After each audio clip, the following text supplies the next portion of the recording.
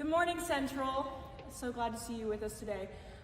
Today we're talking about friendship, and so I have enlisted the help of my friends to help me out with this opener today. This is Hate to See Your Heart Break by Paramore.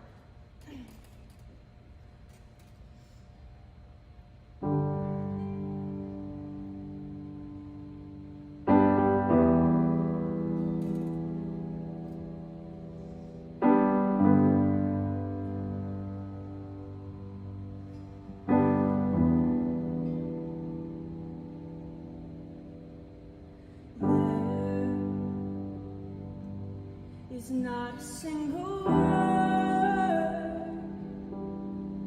in the whole world that could describe the hurt, the dullest nights just sitting back and forth and ripping through the surface skin. There ever was highway to know.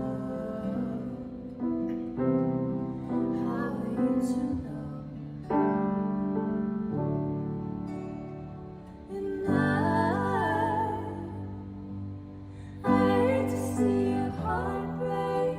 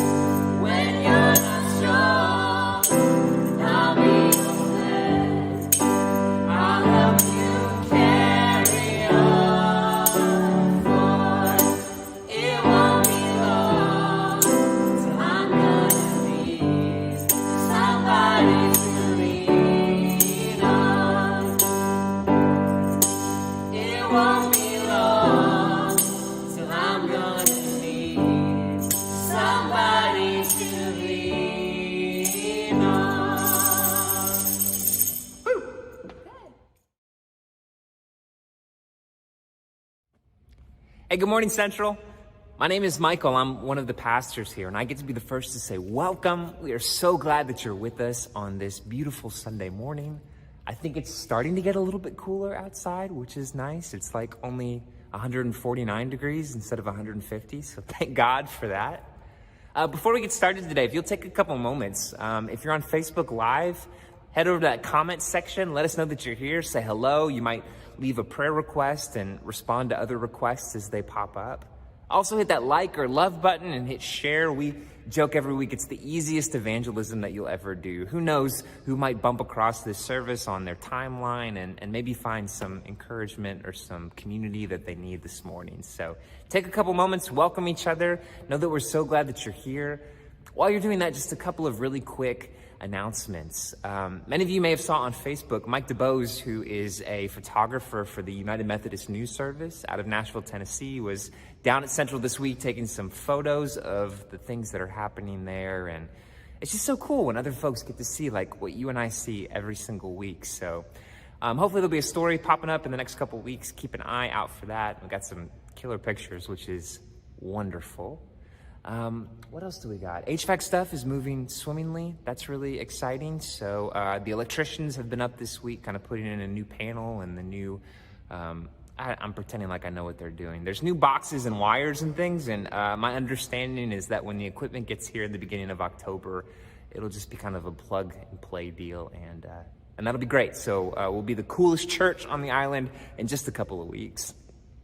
Also, many of you have been asking, Michael, in your sermon like 2 weeks ago, you promised us a video on the theological history of the development of this figure in scriptures called the Satan, Ha-Satan, dun dun dun, right? And that didn't happen. We're on this thing called Corona time right now, which means life gets a little bit crazy and unpredictable. And so I had intended to create that video, and it just hasn't happened yet, but it is this week. Mark my words. So watch for an exciting video about the historical and theological development of this person, this being, this character called the Satan that we meet in the book of Job and shows up in all other kind of places in the scriptures. So that'll be up sometime this week. And then last thing, Julia is working with a bunch of folks about small groups and communal gatherings and finding ways for us to get together. So if you have not already and are interested in maybe leading or helping to curate some of those experiences where we can be together really safely in person, reach out to Julia. She'd love to hear from you, and we'll get you plugged in that way. So I think that's everything, y'all. I'm so glad to be with you today. I know virtual community isn't the same as being in person, but what a gift technology is and the chance to fulfill my dream of being a televangelist. Like, this has been my... I can't even say that with a straight face. So just know I'm so glad that you're here. I'm glad to be here with you. We start every service off the same way. So if you're new here, especially, hear these words. Whether you are over-churched or under-churched, whether you are a proud evangelical, a recovering evangelical, or not evangelical at all, whether you're used to high church or low church or no church, whether you consider yourself a passionate believer or just a hopeful skeptic, whether you graduated from Penn State or the State Penn, whether you're looking for community this morning or you're just burnt out by people, you are welcome in this place, friends. We fundamentally believe that this God of grace and love and mercy is standing there with open arms welcoming us. And we want to adopt that same posture this morning for you. So know that you're welcome in this space. Ezra and Ara are going to lead us in some more worship this morning. So welcome to Central. We are so glad that you're here.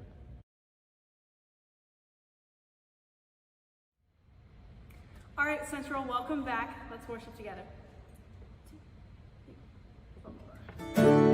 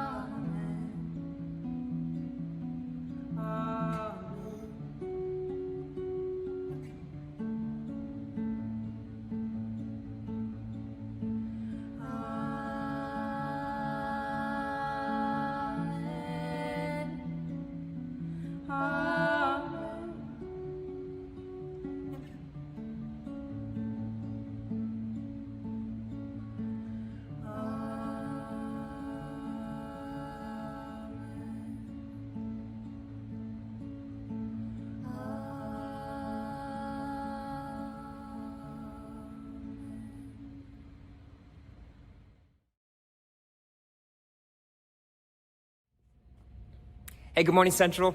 If you're just tuning in, my name is Michael. I'm one of the pastors here. And again, welcome to our service. We're so glad that you're here today. This is the time in our service where we talk about offering. It's one of those things we try to say the same every week because I think it's really important that we get this right. An offering isn't something that can be taken from you. That's called a tax. Instead, an offering is something that has to be given. It has to be offered. So please know this morning, especially if you're with us for the first time, you don't have to give to be a part of this virtual community. We fundamentally believe that God's grace is free. And so just know that this morning, it's free. You don't have to pay for this stuff. For many of us, though, when we receive that gift of grace, we want to respond in tangible ways. And there's lots of ways of doing this. It's helping with laundry and food and shower services for our unhoused folks. It's helping our undocumented community get access to diapers and meals during the week. It's all the many ways that you bless the Galveston community. But one of the easiest tangible ways to respond to this grace that we've received is through our gifts, our financial gifts. And so this morning, if you want to make that response, if you want to give, there's two really easy ways to do that. The first is through our online giving platform. You can access that through our smartphone app or on the website. It's a short form that'll take you about 30 seconds. You can set up a one-time gift or a recurring gift. Whatever works for you works for us.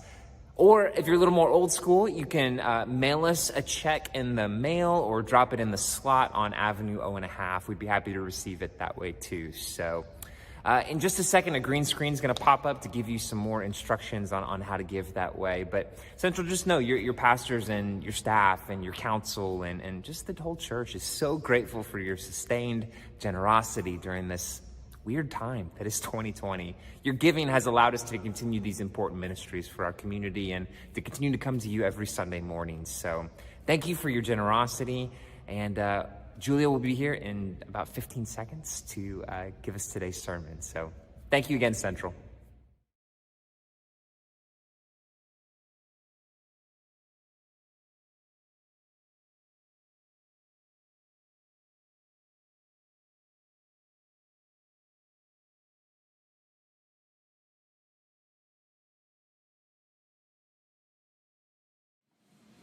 Hey y'all, if we haven't met yet, my name is Julia and I'm one of the pastors here at Central. I'm so grateful to be with y'all this morning and to be diving into Job for another week. If you've been with us, you know that we're in the middle of our Holy Crap series based on the book of Job. And we've been trying to figure out how the book of Job can be a comfort for all of us during this wild time that 2020 has been. We've been talking about how Job offers us a theology of the sufferer rather than a theology of suffering. Job's story shows us how the you do good, you get good, you do bad, you get bad theology of the book of Deuteronomy and our own time as well doesn't always hold up. Sometimes suffering is random and horrible and makes absolutely no logical sense.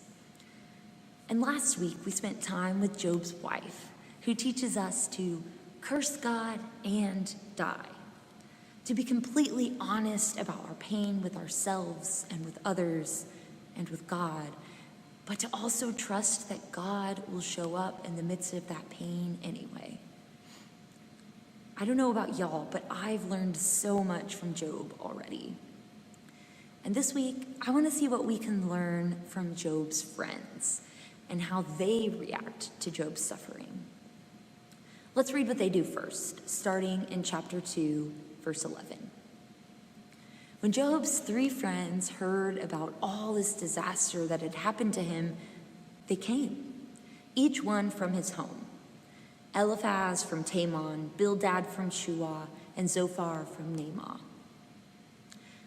They agreed to come so they could console and comfort him.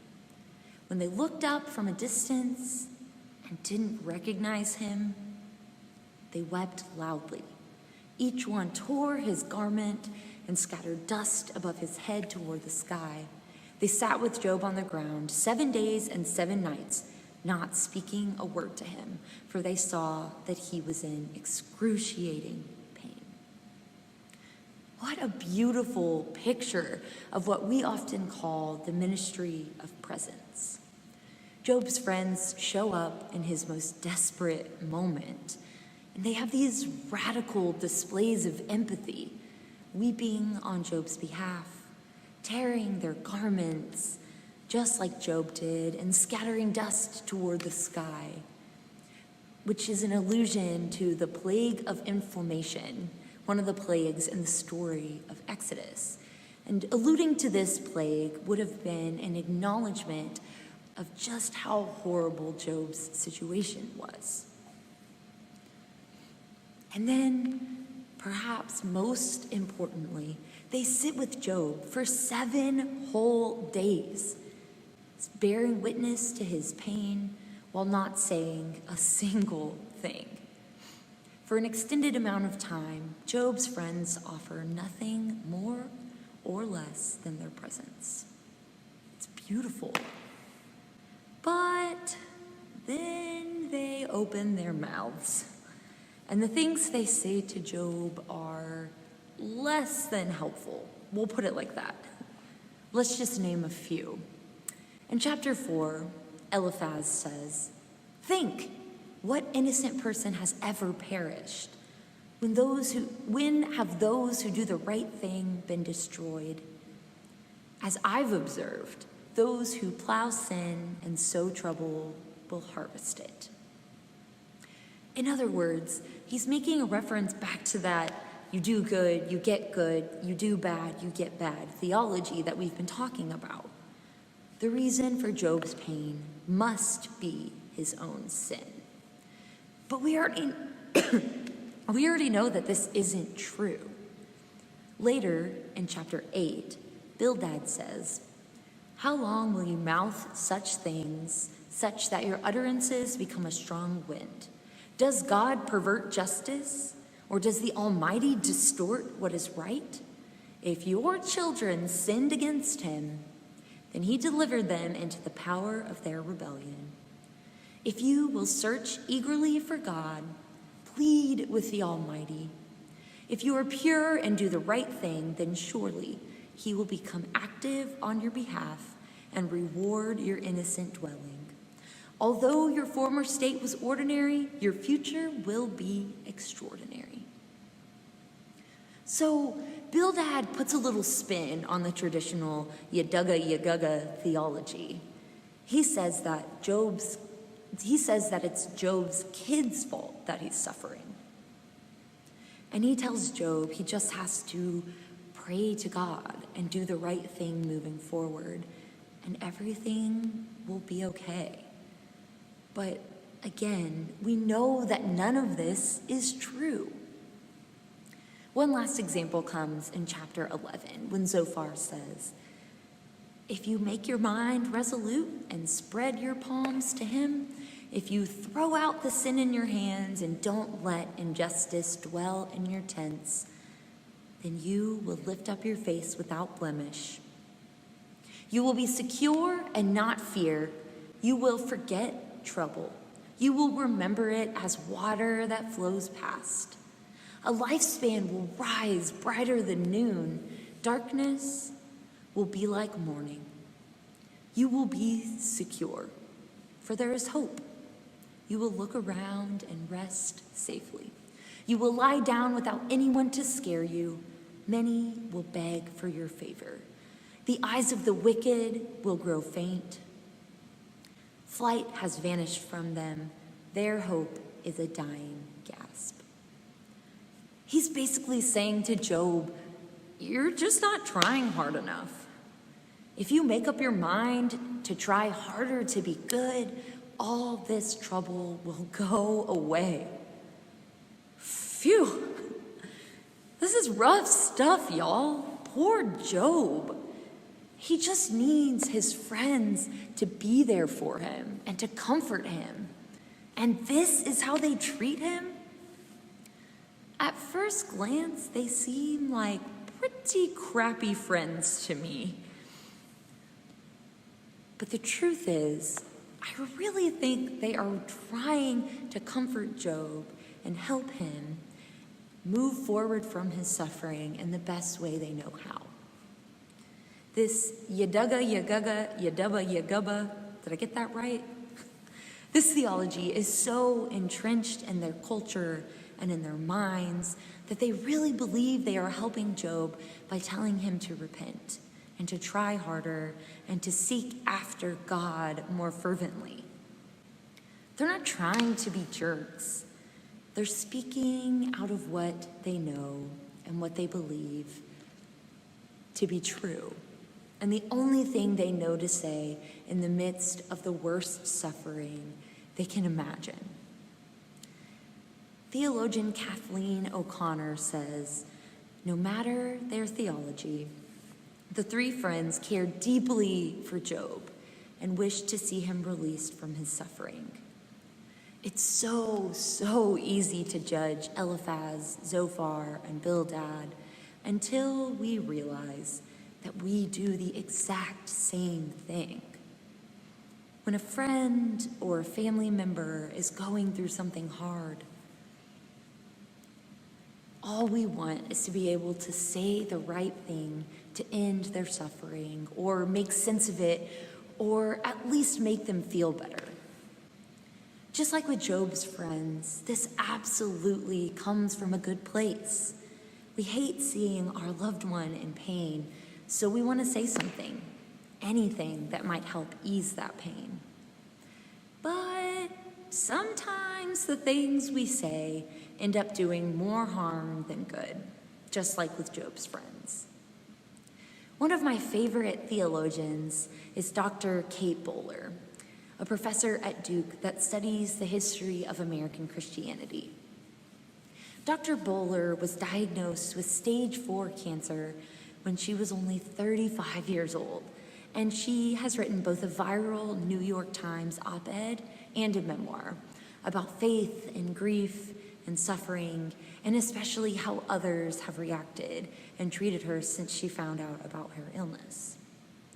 After her New York Times op-ed went viral, Bowler received thousands of letters in the mail from people responding in all sorts of ways to her illness and the way she processed it in light of the Yadugga Yagugga Yadubba Yagubba theology of Christianity in the U.S.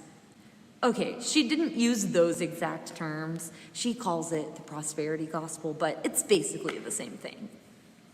She argues that because prosperity theology is so entrenched in American culture, we don't handle random instances of suffering or pain or tragedy well. She writes, "This is America, where there are no setbacks, just setups. Tragedies are simply tests of character. The stories of people's lives can be plotted by whether or not they follow the rules. In this world, there is no such thing as undeserved pain. There is no word for tragedy." According to Dr. Bowler, this theology that says we earn everything we get, including the bad stuff, is why we respond the way we do in the face of pain.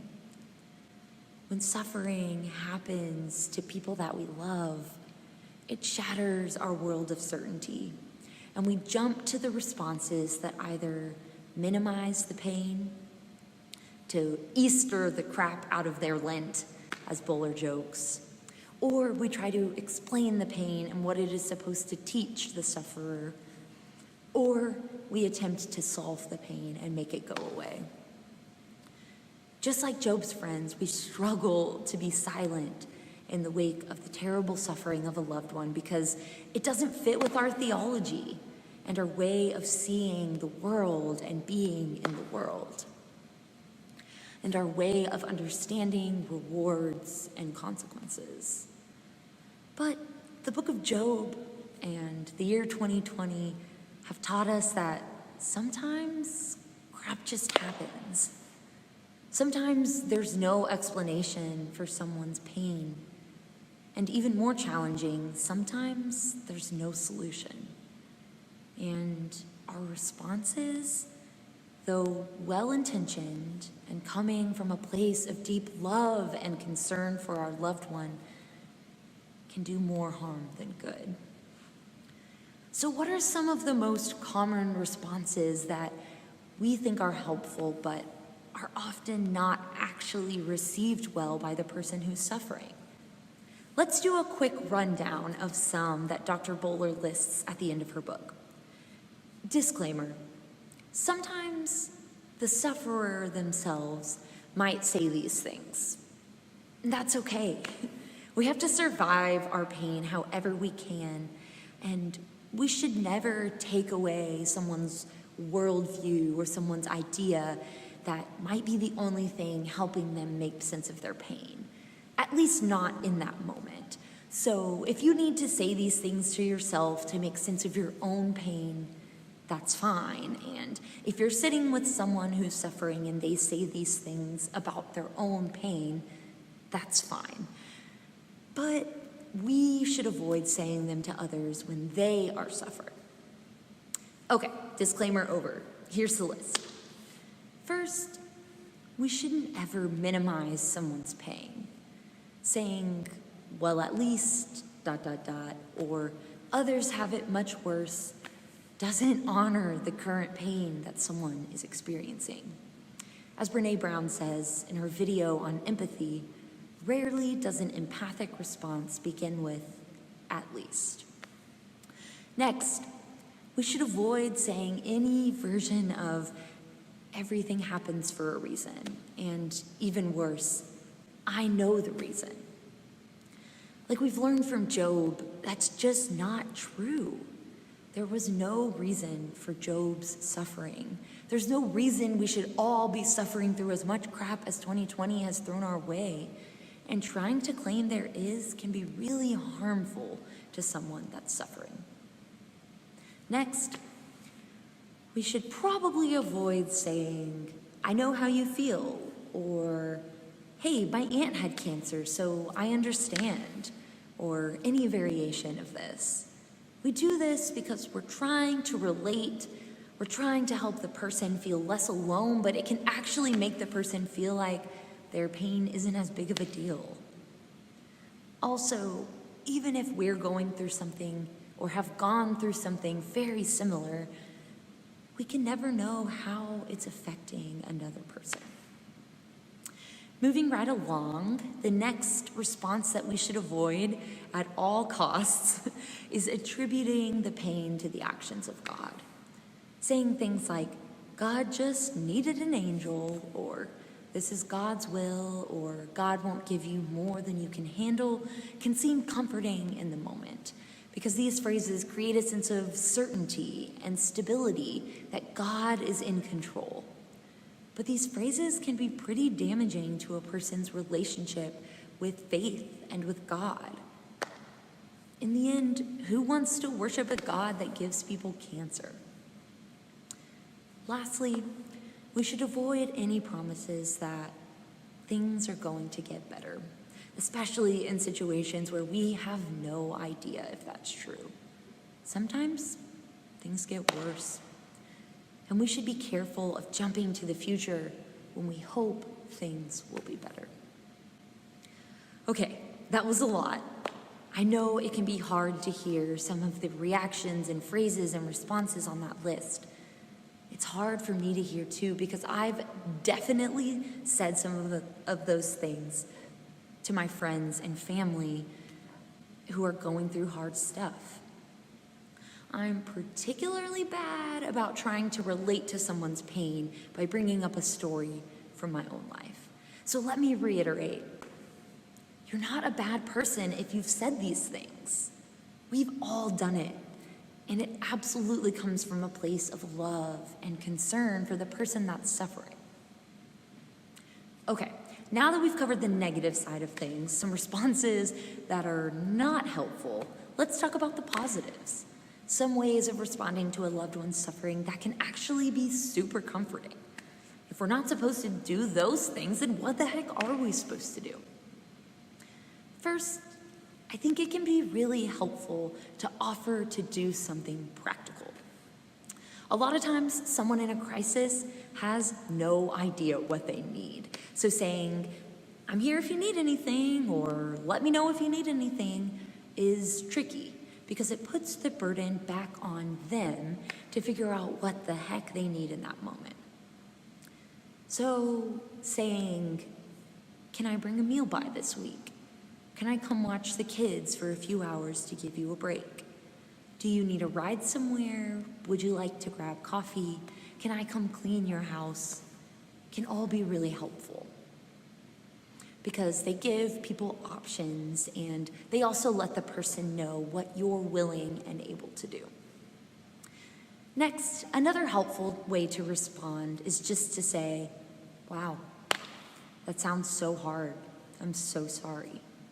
Some variations can include, that's awful, that sucks, holy crap. An acknowledgement that what someone is going through is just plain awful can go a long way.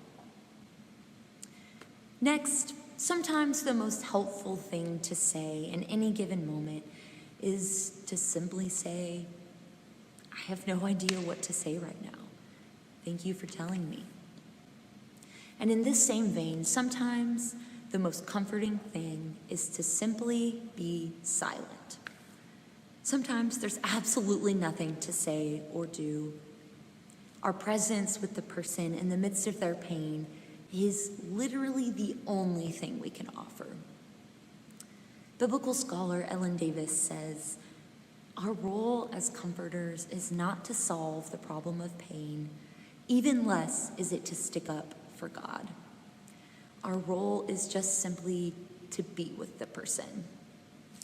Brené Brown argues that it is connection rather than a response that is most comforting for someone experiencing deep pain. And the funny part is that Job's friends know this instinctively, right? Their very first response is to weep with Job, to mourn with him, to sit in the dust with him, and to not say a single word. And y'all, that would have been enough. That alone gives Job the strength to turn around in the next chapter and confront God about his pain. If they had stopped there, their response would have been perfect. Silence and connection would have been enough. And sometimes that's all that we can offer to our loved ones. Will y'all pray with me? Gracious and loving God, help us to provide those that we love that are suffering with the ministry of presence. Help us to know when to offer to come by and vacuum the floors, when to say, that sucks, and when to just be quiet, sit next to a friend while they mourn, and just be. Help us to follow Job's friends' first instincts of just sitting and being silent for 7 whole days, and to shy away from their later actions of accusing Job and trying to find solutions and trying to make sense of his pain. Because a lot of the time, there is no sense to be made. Be with us this week and for the rest of 2020 as hard things continue to happen, as we all continue to feel pain. Help us to love each other well.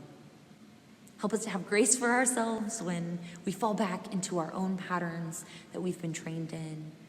But help us to move forward and to do the things that are most comforting and most loving. In your Son's name we pray. Amen. So thanks for listening, Central, and hear this benediction as you go out this week. Just be quiet. That sounds silly and it sounds simple, but if there's nothing to do in the moment, which most of the time there's not, it's enough if you just sit with someone. Right now, that might mean sitting on a phone call or sitting on a Zoom call or sitting 6 feet away in a park because we're still trying to be as safe as possible. But if someone's going through something really hard, I would encourage you to really to really check those instincts to solve the problem or to provide a reason or to make any logic out of the situation, and to just be. Because loving people with your presence is enough. All that means around here is go and be central. We'll see you next week, same time, same place, and yeah, looking forward to being with you again. Love you guys. Bye.